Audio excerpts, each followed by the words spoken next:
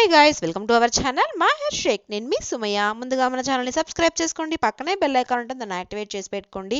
ఏంటి ఈ మధ్య వీడియోస్లో మాహిర్ కనిపించట్లేదు అనుకుంటున్నారా? ఇదిగోండి మీకోసమే మాహిర్ని కూడా ఈ మధ్య చూపిస్తున్నాను అనమాట.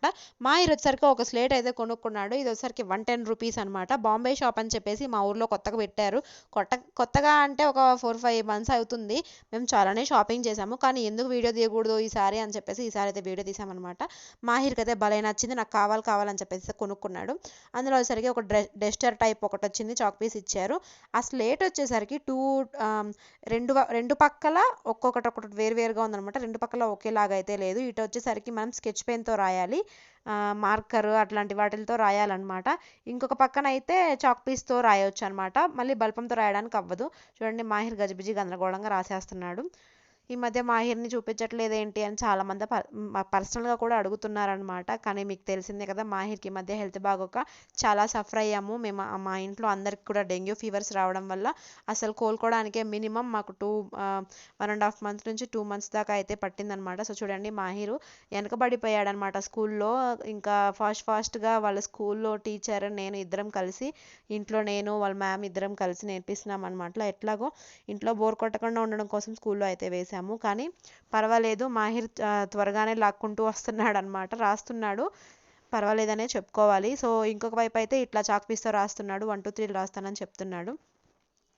పెద్దవి రాయి అంటే చిన్నవి రాస్తున్నాడు, చిన్న రాయమంటే పెద్దవి రాస్తున్నాడు అనమాట. 3 4 తర్వాత వాడికి డైరెక్ట్గా 8 వచ్చేస్తుంది. ఎందుకంటే మేము ప్రజెంట్ 8 నేర్పిస్తున్నాము, అందుకోసమని 8 అయితే రాస్తున్నాడు.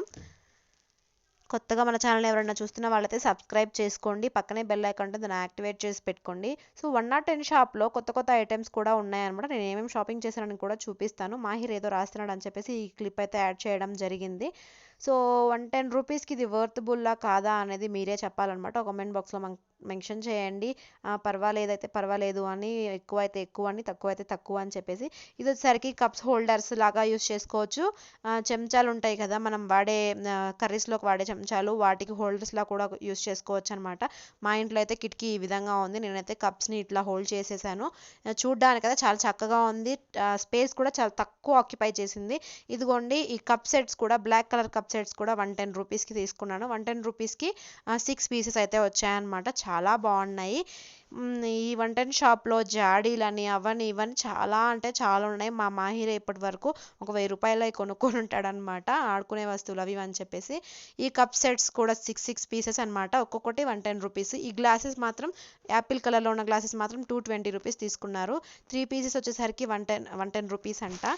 సో సెట్ తీసుకున్నాం కాబట్టి 220 రూపీస్ పడింది. సో ఈ వీడియో కానీ మీకు నచ్చిందని నేను అనుకుంటున్నాను. నచ్చితే కనుక లైక్ చేసి, షేర్ చేసి, సబ్స్క్రైబ్ చేయండి. Thank you so much for watching guys. Don't forget to subscribe.